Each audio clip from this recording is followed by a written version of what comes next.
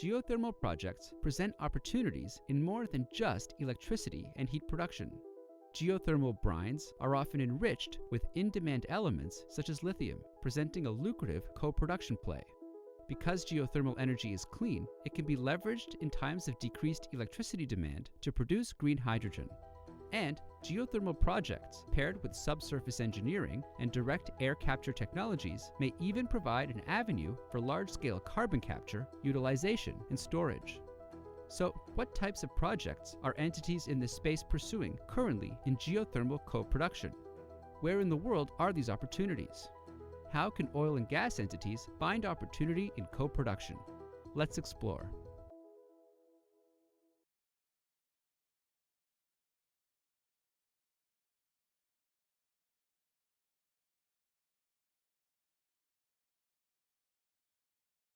Good afternoon, good evening, and a very early good morning to those of you joining us from across the dateline.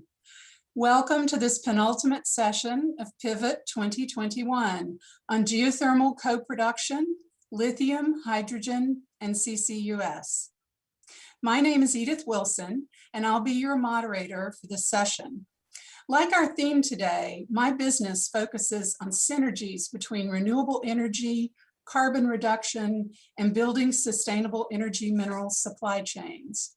So I'm as eager as you are to hear from our panelists about geothermal co-production and where the opportunities lie to integrate geothermal with other projects. How are new technologies and new business models providing synergistic solutions? At this point, I'd like to call on our panelists to briefly introduce themselves, starting with John Griffin. Hello, my name is John Griffin, and I'm the CEO of Terraco. Happen to be a mechanical engineer with an MBA. And Terraco's technology is about creating a CCS site, and then we take a small percentage of that injected CO2, circulate it in a closed loop pipe to the surface, and spin a turbine to produce zero emissions, dispatchable baseload electricity. After the turbine, the CO2 goes right back into the reservoir to be reheated again. Thank you. Excellent. Thank you, John. AY, you're up next. Hi, Edith. Thank you. Hi, everyone. My name is Ahmad Yuniarto, but please call me AY.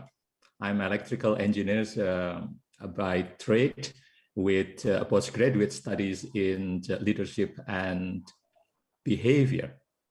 I have spent more than 25 years in energy sectors and currently the president director of Pertamina Geothermal Energy.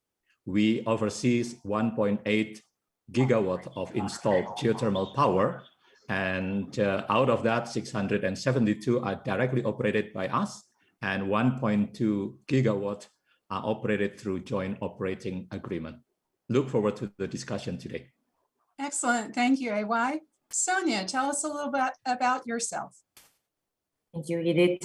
I am Sonia Scarselli. I am the VP of Exploration and Appraisal at BHP. My background is in geology, and I'm very interested on how the week has been going, and there have been some amazing subjects and topics through the entire week. At BHP, we are a large resource company. We have a multi-commodity portfolio, and we are in the business of exploration and production of extraction of resources, and that's span from hydrocarbon to copper, nickel, iron ore, to name few, and we see a lot of synergies going forward with the geothermal industry. Excellent. Thank you, Sonia. And finally, Rod. Thank you, Edith. Firstly, it's a pleasure to be part of this panel with the esteemed colleagues here. I'm the Chief Executive Officer of Control Thermal Resources. We're developing the Hell's Kitchen lithium power project in Southern California. It's a multi-stage program with the first 50 megawatts of power and 20,000 metric tons lithium hydroxide coming online in 2023, with growth potential of 1.1 gigawatts and 300,000 metric tons of lithium. So again, it's a pleasure to be here, and I look forward to the discussion. Thank you.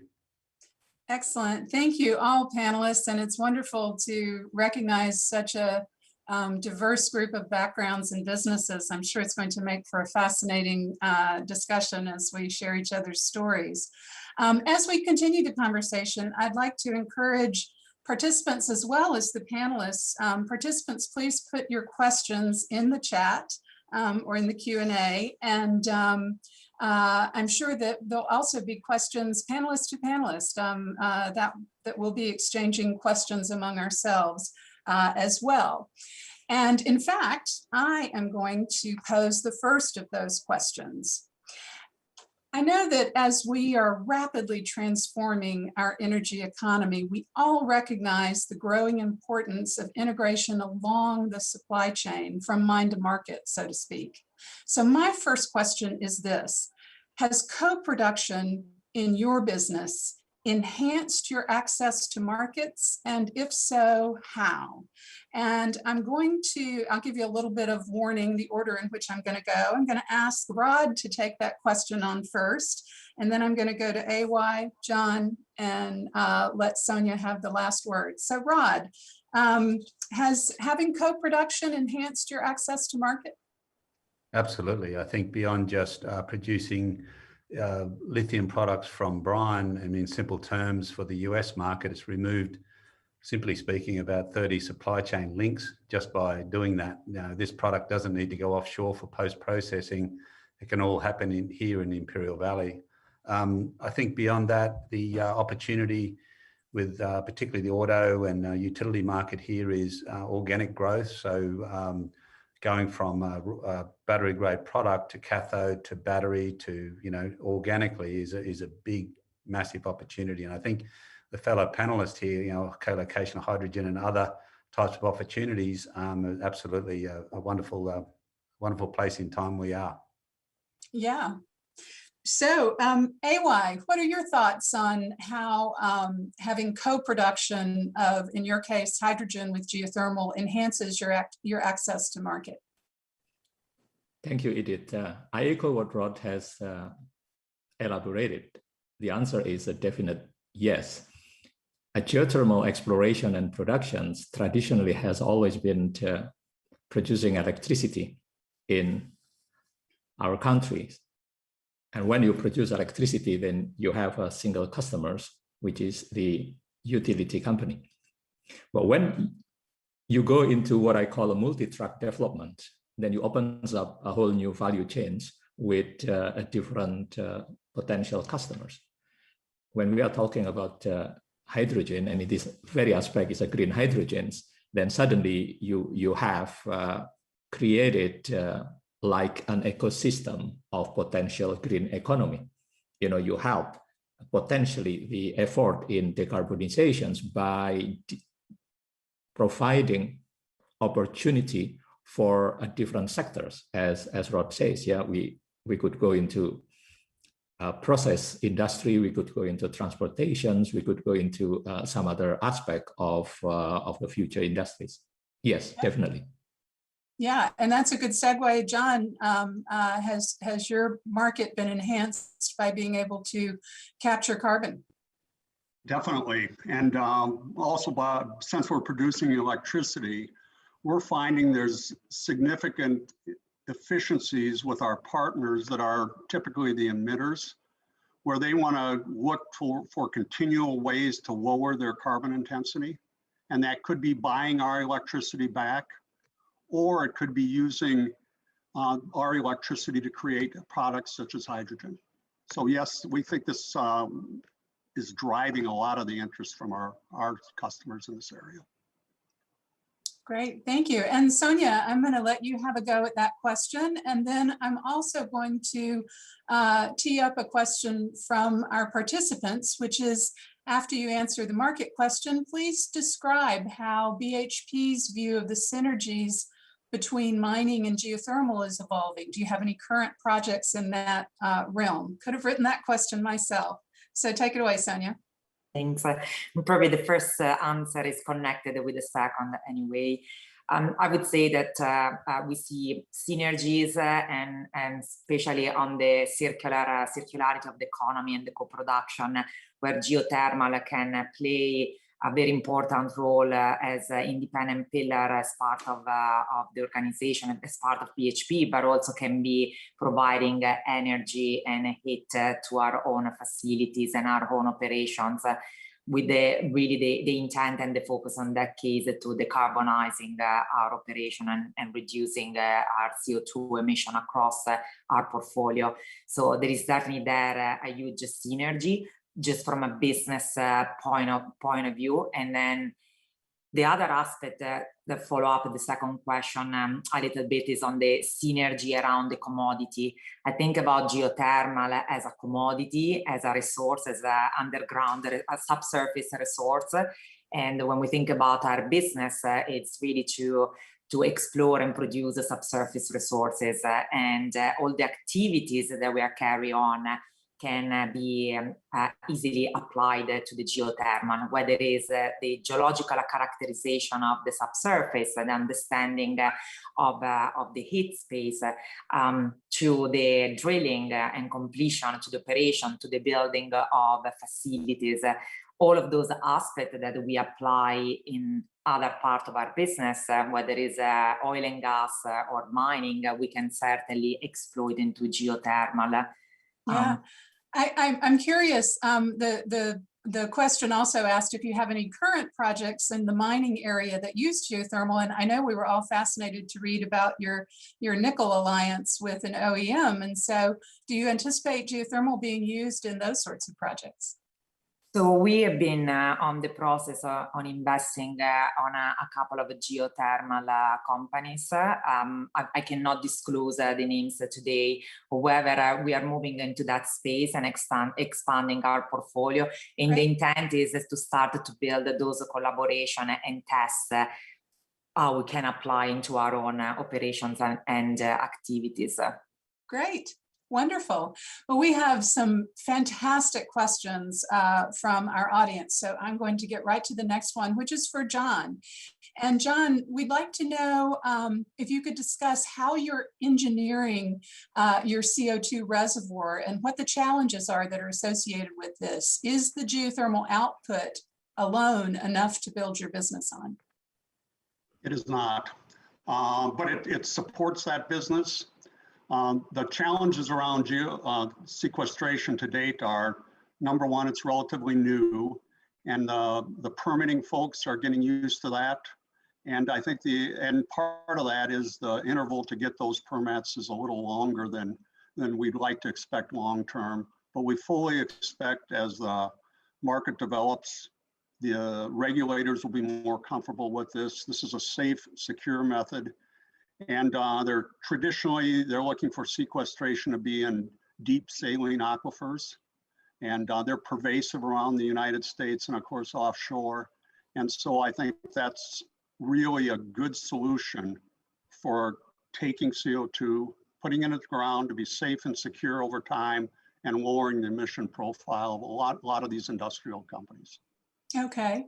And can you speak a little bit to challenges associated with engineering the reservoir?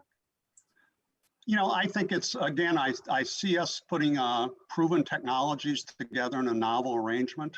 So we're not creating world peace or anything on this. It's really patching them together.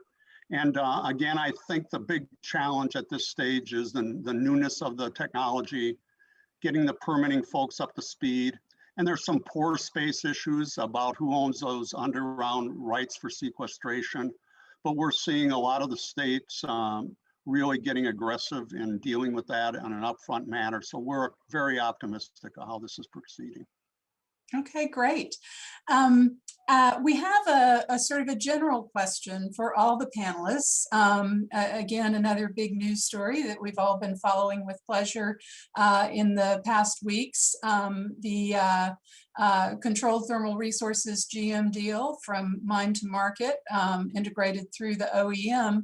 And I'm wondering if you can all comment on how you view the future of those big partnerships in the coming years. Where are the opportunities to do more of those sorts of deals? And we'll start with the deal maker himself, Mr. Caldwell. Thanks, Edith. Look, we've seen the shift going from third-party battery off-takers and those discussions, predominantly South Korea and China, really change in the last, say, 18 months, where big auto themselves are looking for a surety of supply. I think we're all sort of getting the picture that there's going to be an inflection point, probably around mid, 24 to maybe 25. But the compound growth rate of EVs, you pick up a newspaper every day, it's beyond what the forecasts are well ahead of. So, like I said at the start, I think a surety of supply, their sustainability credentials, not so much in the US government-led, but more so their own corporate, diligence. So, Mary Barra's statements about going 100% green at 2035, the state of California also with carbon neutrality 2045 and EVs at 100% at 2035 is really pushed the market from the retail end, which is not typical of that industry, but I really think it's just a security forecast. And again, we've, without going into details, but we're looking like power purchase agreements. We have long-term contracts, not, we're not playing a spot market here with this. Right, because that's baked into those supply chains, to those manufacturing chains. Yeah. So AY, how about on the hydrogen side? Do you see opportunities for big deals with hydrogen co-production and geothermal? And we also have a member of our audience who would like to know if there is currently a sufficient hydrogen market. Thank you, Edith. If we are talking about today, definitely, the size of the market might not be justifying the investments to start co-producing in a bigger scale. However, what we are doing is actually exploring and investing for the future. And we will see, or we anticipate an interesting inflections around 2030 in hydrogen market, and especially in green hydrogen market. I think the opportunity here for a company like us is getting ourselves ready. And also what is important is start being part of building the whole value chains, including, growing also the potential of taker or potential market. I tend to agree with Rod that if we're going to go into this is not retail business. This is actually, it has to be, institutional or a long-term with a sizable, stable off-taking. Okay. And just a couple of follow-ups for you, AY. Are there currently any operating geothermal and hydrogen co-production facilities? We are currently operating directly 672 megawatts of geothermal power. We are in the middle of preparing our pilot project for co-productions. And what we do is actually try to create the market. So we start by creating a green ecosystem within the bigger group in our company, in Pertamina. So we create internal demand, and we try to supply those internal demand. And that could be the example for a wider industry. And then, learning from that experiments and then upscaling it. Yep. Because for geothermal, to be able to do a multi-track development, to be able to do a co-production is really one of the critical success factor is looking into the best strategy in the development and the production of the geothermal resources. Right. Are you going to steam? Are you going into binary? What is the percentage of powers and the technologies that you allocated for each of those track of productions, for example? It is very, very exciting explorations and study that we have to do. Yeah, and I have one final follow-up and then we'll move on to John with the big question. But AY, can you comment any more on the technology you'll be using for hydrogen co-production, or is that too far in the future? No, I think we can share. We can say here that at the moment we are currently both exploring the PM and also the alkalines. But it's the challenges is not only on the choice of the technologies. but how you actually achieve, the full cycle efficiencies from a power generation and the start of electrolyzers, as well as thinking about the transportation or perhaps storage, and how you can also increase the utilization of the geothermal power in the storage part of the hydrogen too, because the more you can do, what we believe is that, the more you can increase the efficiency of the whole system, and that helps the economic of the green hydrogen co-productions from geothermal resources. Great. Thank you so much, AY, for that deeper dive. That's really, really interesting to hear. John, your thoughts on the initial question of where do you see the opportunities in these big, fully integrated projects coming with co-production of geothermal and CCUS? Well, for us, again, our value equation is kind of twofold. We if they're not completely green at this stage, we can handle the emissions, secure them to lower their CI. And again, we're getting interest from those same parties to consume green energy as part of their process, whether that's in fuels, hydrogen, or whatever. And we just continue to, every site is a twofold solution: lower my emissions and then make my product more green in the marketplace. Yeah.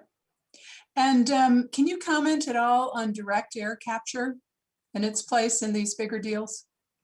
I have not, I know the direct air capture folks. I've had some initial dialogue with some of them in the past. We're not running into them so far as to where we are. Now, obviously, direct air capture uses a lot of energy, and they would benefit from green energy in their process, but we're not running into them directly at this point. Okay. Sonia, the final word on these big integrated deals from your perspective at BHP.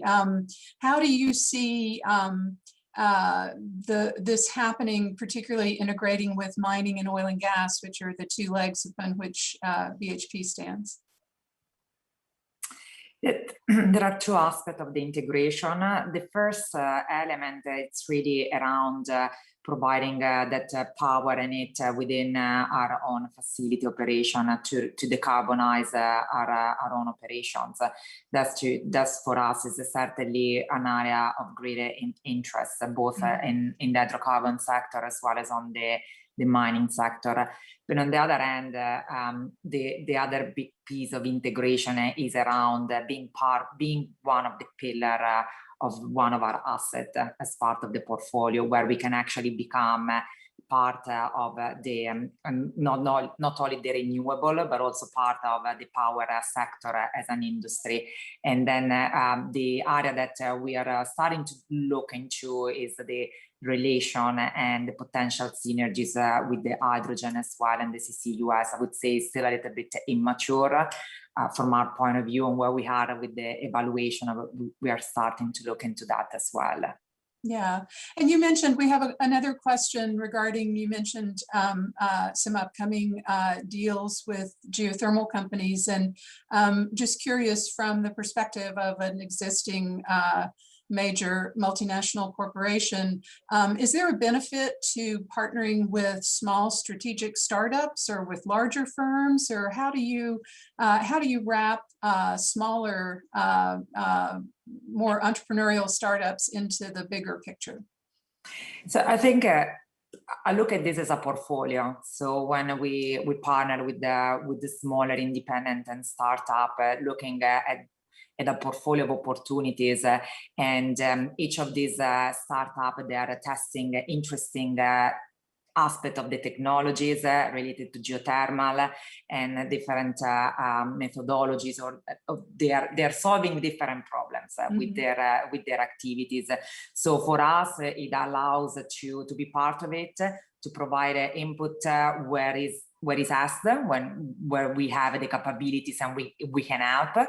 Certainly we can provide that, but also we can in a very quick, agile, fit for purpose way test and understand the technology in a much more fast way if we would have done internally. Then the question is how you bring that back internally, that learning, and what is the upscaling. That is one of the things that definitely, with the big corporation hat on my head, is how can we upscale the technology, or how can we upscale that type of resource across the entire globe. Okay, and just a quick follow-on question popped up from a member of our audience. As you talk about decarbonizing mining, we think a lot about diesel use and trucking in mining operations. Do you see a role for geothermal for electric generation of vehicles or something? I mean, would that be a way of using geothermal to decarbonize? Yeah, absolutely. In our mines, we need the two main components to run the mines. One is the electricity or fuel for the electric vehicle, for the big trucks and the big operating vehicles. The other piece is the heat. So we do need the heat to run the processes within the mines. So geothermal can offer both of it at the same time. So that's definitely a big plus. Great, great. Okay, so I have a question that I would like to throw open to all four of you to sort of bandy about amongst each other. A couple of you had mentioned in earlier conversations wanting to sort of investigate with your fellow panelists where there might be opportunities to integrate, say, hydrogen into your project, Rod, or carbon capture into your project, AY. What do you see in hearing what each other has to offer about opportunities for additional integration of new products? Who would like to start? I guess I can Excellent. kick off. Look, I think there's a tremendous opportunity to synergize, I guess, in the spirit of the panel. So green hydrogen for us absolutely is on the table. So if you think about our location out here, we're on the basin of the Salton Sea that's been receding. It's a bit of a mess out here. So co-locating industry here, which we have access to, green steam energy and also industrial water, is a big issue. So hydrogen and ammonia, and beyond that, ag products like other minerals we haven't spoken about, zinc, manganese, and others that we actually have to take out to get to lithium anyway. So there's a great opportunity to get into the ag products, the hydrogen, the ammonia side, transportable fuels, but also organically look at this. I mean, potassium, we can produce 1 million tons per 20,000 tons of lithium. It's enormous, and we're in the middle of an agricultural area where all potassium is imported into the United States. So I think synergies like that, other synergies, I mean, carbon sequestration, to make lithium carbonate, well, we would utilize the CO2 in the brine stream to carbonate that lithium. That's one way of sort of taking something that's green anyway in the first place to another level. Molten salt, with being able to provide flexible baseload is a big issue, particularly in California. So we're in those discussions, even co-location of solar and bioalgae of all things. There's some great opportunities that we'd love to, if we had the resources and time to really, focus on. I think it's a very, very synergistic opportunity. Yeah. So John, you were the other one who thought this would be a fun topic of discussion among your fellow panelists. What are your thoughts? Well, I'm surprised and somewhat taken aback by when we start a project, we often it's often through the state, and they introduce us to other organizations they deal with. And I'm finding markets opportunities, even obviously for some of our waste products, which is mainly brine. And typically you're looking at salt, but we're finding folks that are coming in with very creative solutions to use that. We don't have lithium we don't anticipate lithium in our brine waste, but we're finding more and more companies looking for that as a low cost source material to generate other products. Excellent. So, AY, I'm going to call on you now and ask you an additional question that has come in through the audience about the hydrogen side, but I think it might be applicable to other integrated elements of projects as well. And this is one that's near and dear to our hearts, those of us who are former petroleum geologists. We all recognize that these big projects, particularly for things like hydrogen, require transportation systems, gathering, transmission, distribution, pipelines. What are your thoughts? And I'll ask other panelists to comment on this as well, if they have them, on how the sort of midstream is going to need to be developed for the hydrogen co-production with geothermal. Thank you. I think in relation with your first questions, the theme is collaboration and partnerships. This is an exciting space to explore. Definitely in terms of the midstream, then what we see is that we might not be the right party to develop the midstream part of it by ourselves, because it might require a different capabilities. And perhaps you can look into an existing expert in transportations, high volume specialized transportations for gases or for hydrogens. Currently there are already transporters and midstream players for hydrogens. It's just a matter of switching it into a green hydrogen. I think these are the space that we can work together in perhaps even enhancing the transportation system, including perhaps a storage. But we're also investigating the ability to actually reduce the transportation requirement by co-locating the hydrogen plant actually in the complex or within the same location as the end users.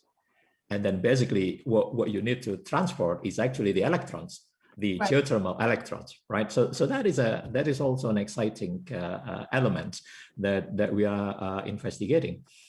And talking about potential synergy and collaborations, of course, at the moment, we are also looking into ways of extracting minerals from geothermal productions.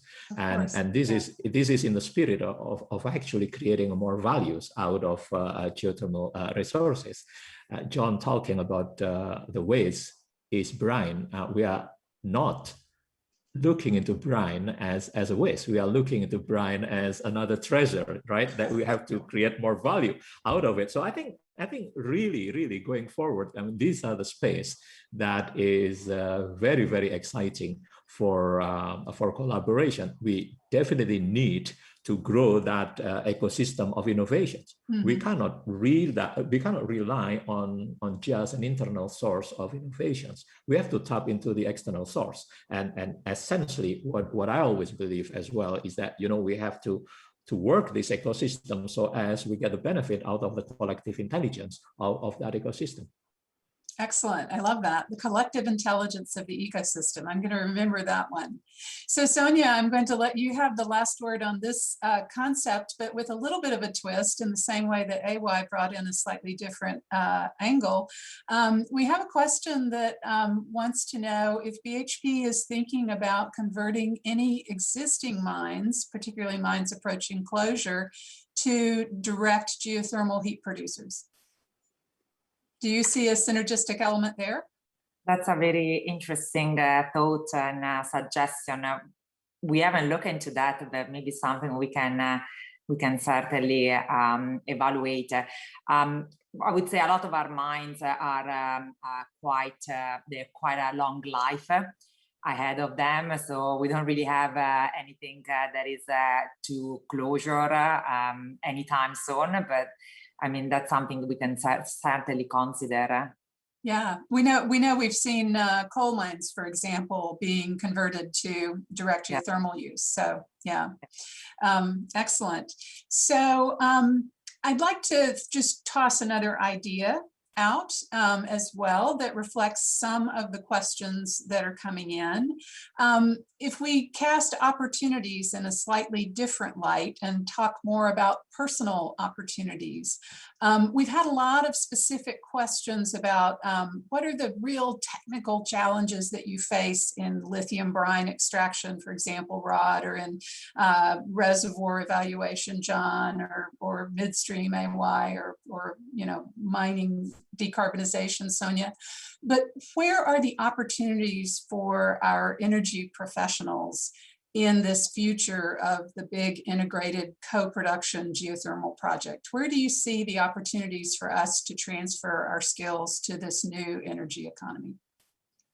Who would like to be first? John, shall I pick on you? I appreciate it. I think there's a lot of opportunities, and really what it gets down to is the team you have on your group that you're working with. If you have diverse people with diverse experiences, and the environment's one of open collaboration, the whole group gets energized by the opportunities that maybe one person doesn't see, and then he or she can articulate those to everybody.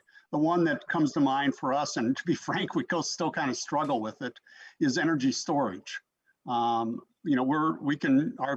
equipment's dispatchable because we're not using, any scale. We're using CO2 as the working fluid. And so we can turn it on and off quickly. And we've explored in the past energy storage, and we're probably a little early there. I'm struggling to figure out how to quantify that, but we're keeping our eyes on that space, and where we could take renewables, use them to inject the CO2, and then deliver an on-demand electricity stream when required. So Rod, how about you? Where do you see the real technical challenges in extracting that lithium from the brine, and how can we find opportunities for our energy professionals in your projects? Yeah, I think the technical solutions in piecemeal are there, and I'm not the technical guy to talk about this, but I think that firstly, big oil has a lot to bring to this industry. I just to give you a story, we had everyone at the Western here in Palm Springs recently, all our contractors, to figure out how we deliver 310 megawatts and a 100,000 ton per year lithium hydroxide facility by mid 2024. That caused some concern in the room. That's big. That hasn't been done maybe in that scale before, but nevertheless, it is a very, very small in comparison to petrochemicals when you fly over Houston or something like that, and looking out the window. So it can be done. I think the opportunity really is for the engineers and others in the petrochemical big oil industry to come across to this industry. We're going from metallurgy, hydrometallurgists that we've employed ourselves, but really looking at that. Now, the technical challenges to all brines, or particularly this brine, is silica. It's the devil in the brine. So our approach, we're a mine first with thermal power second, if you think about it that way. So if you have problematic minerals, we remove them all. And we've actually got an offtake agreement for our silica, manganese and zinc that are the problematic upstream minerals to be able to get to our ion exchange, which has been around for 60 years, and then to an electrolysis unit, which we end up using 30% of our load organically. So it's just the way it's arranged, I think, but using proven known technologies. We're not a technology company, we're a resource company, but to follow strict mining instruments such as NI 43-101 and others, to follow a guideline as such. So the opportunity, again, I think, is how far down the rabbit hole we go with this raw materials to cathode, to battery, to, who knows where it's going to take us. So there's a really massive opportunity, I think, for big oil and those folks to come across to developments like our panelists here, and I think I'm sure we'd welcome them with open arms. Yeah, that chemical processing facility and expertise is hugely transferable. I think that's fascinating. So Sonia, how about you? What do you see as the personal opportunity for growth for industry professionals as we move toward these co-production projects?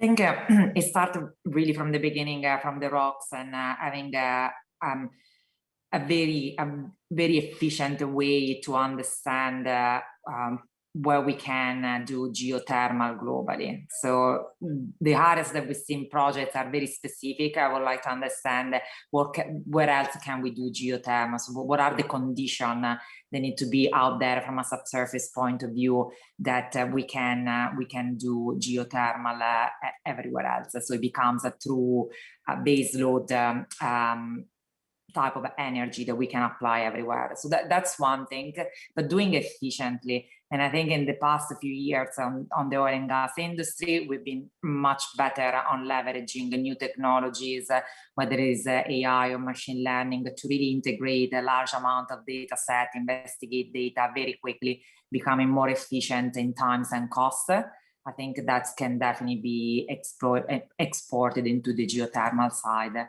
The other piece is the drilling, the completion. I mean, we have an entire arm of geoscientists and drillers and engineers that they understand rocks, they understand how to perform, how to drill different conditions, different pressure, temperature, and so on. We can definitely move all of that capabilities across and become more efficient and reducing further the cost, because ultimately we want to maintain those costs very low. Yeah, and Sonia, before I hand the mic to AY, we continue to have folks who want you to squeeze the last drop of value from your assets at BHP, and we have another question about decommissioning on end-of-life petroleum assets. Do you see an opportunity for geothermal value add there? So that's certainly one out of interest, and that was the first step into the geothermal, how we could apply it to our assets and fields. So we are looking into that. Okay, great. Yeah, there's so many opportunities. It's almost a kid in a candy store sort of situation, isn't it? So AY, I know that this is an area that you have some very strong thoughts on. What are your thoughts on the opportunities for us as energy professionals in the co-production geothermal space? Edith, this is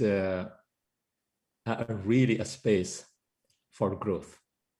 You know, we are at the early stage here with the geothermal co-productions, for example, and we also having a wide spectrum of explorations. John, we are looking also, you know, how can we create values in the value chain of CCUS from our geothermal resource base. You know, Rod, you're talking about silica as the devil, as a problem. You know, we try to zoom in and very specifically try to extract nanosilica and try to create value out of it, right? So it is really a growth area, and hence for the energy professionals, what I would say is if we all approach it as a learner, then you know it is there. We have to think about the portable skill, but this is not just portability as is, but it is actually porting and then growing. If we picture a letter T as representations of professionals, you know, the leg is the specializations, and the wing is actually the non-technical or universal capabilities like adaptability, cultural intelligence, and what have you. We need more and more professional with a T profile, and not only T profile. When we are looking into expanding what we call in Pertamina geothermal energy beyond energy, you know, we are in a geothermal exploration and productions, but we also exploring CCUS application. We are exploring into green hydrogen productions. We are exploring into mineral extractions. This is a space to actually grow more legs. So we are looking forward to take energy professional, young energy professionals into the growth journey of becoming a multi-like T professionals. I love that. I love that. Fascinating and really, really nice to hear. Okay, I have we're you know, sort of 2/3 of the way through our discussion and chat here. So I have a few lightning round questions. So, you know, 30 seconds or less, if you can give a quick answer to these. And the first is just for the so-called smaller companies in the group. So I think Rod and John, that means you. That question is, Are you funded through venture capital currently, and will you require additional funding to get to revenue positive? Rod, 30 seconds or less. We're a private organisation and self-funding, previously from an annuity-style background in Australia. So I guess our goal will be more traditional, more so, institutional institutional equity and debt, say the ATVM loan, the part of the Department of Energy, those types of opportunities that come with the Green New Deal is probably the path that we're on at the moment. Great. John? We've been very fortunate. The Department of Energy has been a great partner of ours, and they've continued to support our research efforts, both on geothermal and in CCUS. But as we're out scaling into implementation, what's going to carry the day, frankly, is the business case for the project. And we're feeling real good about that. And we think the IRRs we're seeing out of that are sufficient to draw money into the project. And we would draw a revenue stream on those large projects for the consulting and the licensing potentially. Got it. And so we're feeling we got to expand, but we're in good shape there. Great. Okay, so the next lightning round question. Sonia, I'll let you start with this one. Is carbon pricing a necessary element for a CCUS co-production play? Well, I think that's something, yes, it's something that we need to have. And now then the question is how the carbon pricing would look like. It would be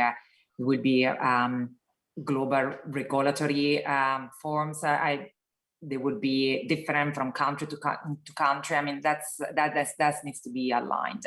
So that is important for when every project have to be competitive on a portfolio. So when we are running our economics, that needs to be part of it. AY, your thoughts on carbon pricing to make co-production successful? I think overall carbon pricing and carbon economy is an important part of our future enterprises. When we are looking into it as well, we are thinking of how to increase our value propositions. That our value in future carbon economy is not only from just the generation of green electricity, but it is in the integrated package. Because when you're actually working with the geothermal resources, you also work with preservations of the forest just because of the geographical locations of the resources. You also work on a sustainable community development because you are there and you just have to work with your community. And if we add other activities that look into a green circular economy, through that co-productions, I think we can increase that value propositions. And how the carbon economy pricing is going to shape up in the future, I think we have to be part of that equations. At the early stage through clean development mechanisms or gold standards, for example, it is still a bit compartmentalized, right? That you have a value out of your green electricity power plant, for example, but it's standalone. It is yet to be valued as an integrated package, and I think that will be an interesting part where we can increase the value propositions that we have into growing the green economy in the future. Yep. What we like to use the term is actually what we do as a leading geothermal company in Indonesia.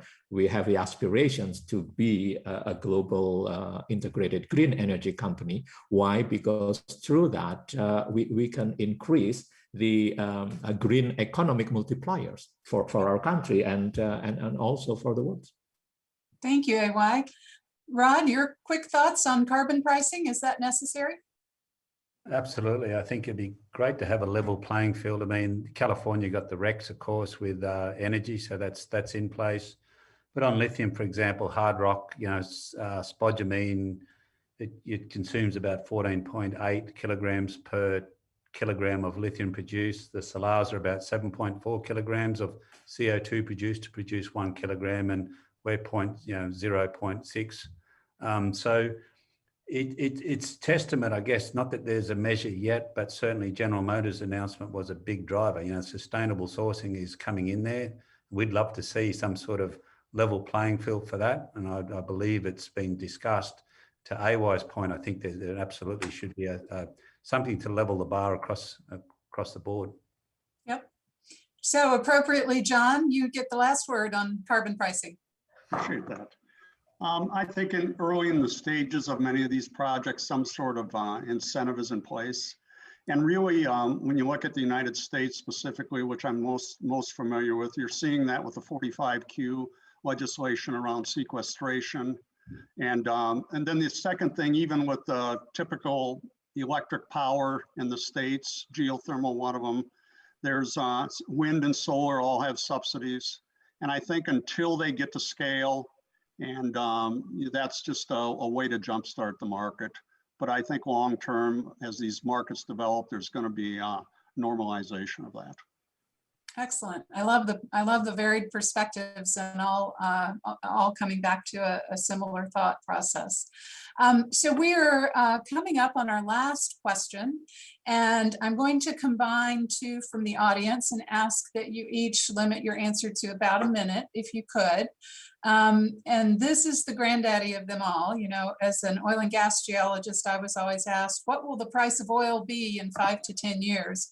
And the question to you all is, what is the opportunity for growth? What's the size of the growth in this space in the view of each of our panelists over the next 5 to 10 years? And we also have some questions that haven't been answered from the audience about, are there any particular places across the globe that you see as being ripe for co-production growth? So if you could, in a minute or less, please answer that growth question. What's the size of the pie, and how much will it grow over the next 5 to 10 years? Sonia, would you like to start that one off? It's hard to define what's the size of the growth. I think there have to be elements that are happening in the next 4 to 5 years to make this continue to be a compelling case for growth. Part is on the consistency and standardization and regulatory. That would definitely allow to see more investment and see more growth on the business. And partly some of the technologies that have been tested that we're monitoring. If those are working, then definitely once that the risking on the R&D side is done, then you can definitely start to see more and more of the project, whether it's the drilling at a high temperature, whether it's continued testing some of the AGS and EGS. So some of these needs to be done, and that probably is, I would say, the signpost to watch and monitor to really get a better understanding where the growth is going to go. On my mind, it's a little bit early to say more than that. Okay, fair enough, fair enough. John, your thoughts on growth, please. What's the size of the pie going to be 10 years from now? A lot bigger than it is today. I'm confident of that. Good answer. And but no, seriously, I just think that everybody's getting behind this. General consensus is moving forward that we need to decarbonize. Governments are lining up, and the industry is lining up. And frankly, the changes in the last 2 years, I've been with Terraco about 6 years, are just exponential changes. And I think that alignment of our thoughts across multiple sectors, both industry and the government, is just going to drive substantial growth over the foreseeable future. Yeah, and the fact that it is coming fastest and faster from these integrated co-production projects, I think is just indicative of how important they are to meeting the needs of these sustainable supply chains. AY, your thoughts on growth? How big will we get in 10 years?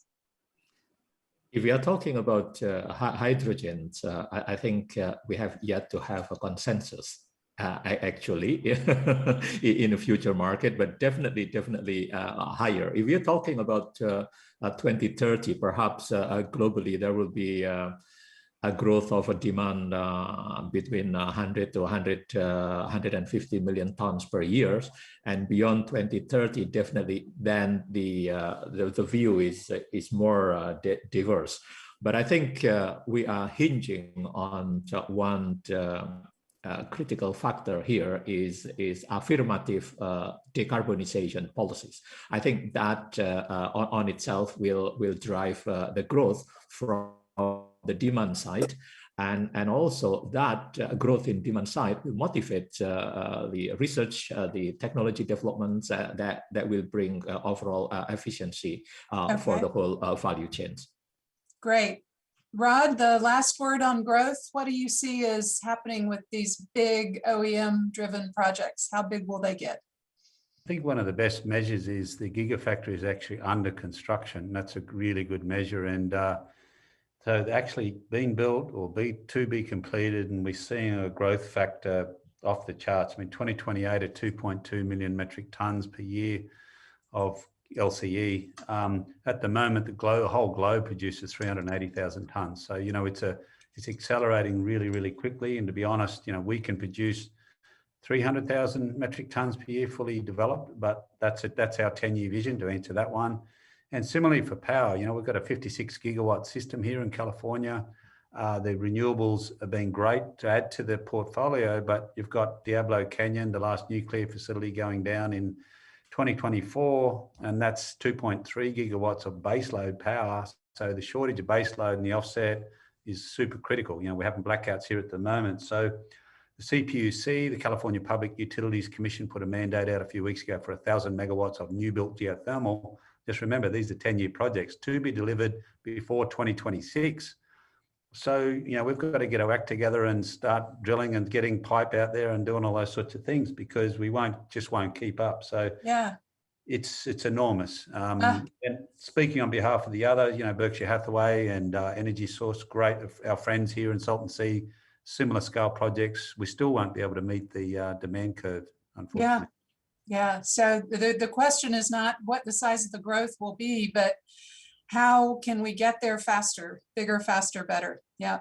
So unfortunately, panelists, the time has come for that last word. So I'm going to ask each of you to leave us with one sentence that sort of summarizes your thoughts on this phenomenal opportunity in geothermal co-production that we've been talking over for the last hour. Let me start with Sonia. Your last word, please. So my last word is really around the opportunity and the synergies with both with the oil and gas and the mining side, both in terms of developing the geothermal as a part, another pillar of the portfolio, and the other aspect is around becoming our energy supply for our own facility. So first is the business synergy, but the other piece is really around the capabilities and the skills that we have in our organization that can definitely be moved across into the geothermal space. Thank you. John, your last word. I'd like to give you a little analysis from our experience. So my CTO is a long-term oil and gas executive, and we continue to hire more and more people from the gas and oil industry as helpers to get our direction set. And they're great employees. And I think that kind of growth is indicative of the transitions that both the people and the industries trying to make in this new space. Thank you. Rod. Yeah, much the same as Sonia and John's comments. I mean, the white oil, if you like, revolution's happening, and the more we bring big oil and petrochemicals across, the quicker we can, because our biggest issue is not can we do it, it's a scale up.